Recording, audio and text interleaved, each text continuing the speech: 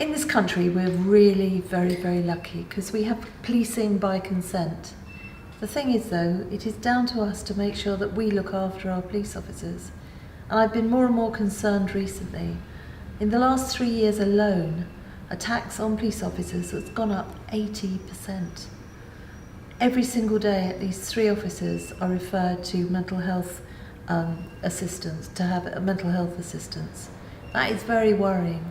So I've written a report showing the Met just how we could make some changes that would make life hopefully safer for our very brave police officers.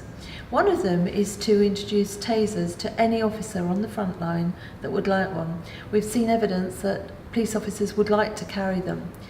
Tasers are a really good threat, and some research has been done to say that every time a taser is drawn, in 80% of the cases it's likely to calm the situation down. That makes the police officers safer, and actually it makes us safer as well.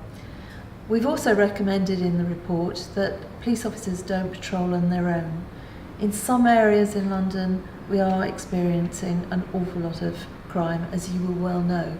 So I don't think it's a very good idea that any police officer is put in a situation of being on their own.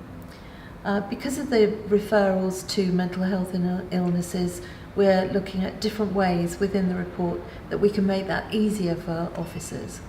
And one of the recommendations in the report that I really like, I expect many of you have seen videos of police acting in a, maybe in some instances in a more aggressive way, but we only see small clips of what passers-by or whoever have taken.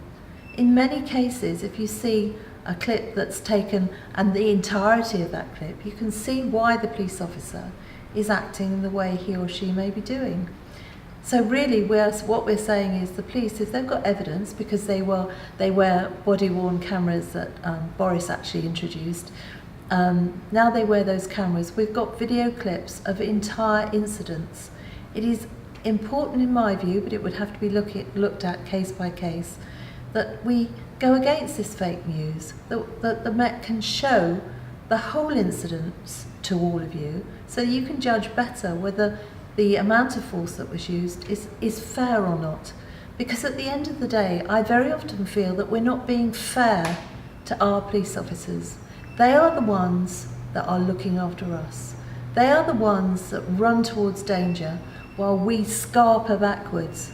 We absolutely owe it to our very, very brave police officers to keep them as safe as we possibly can.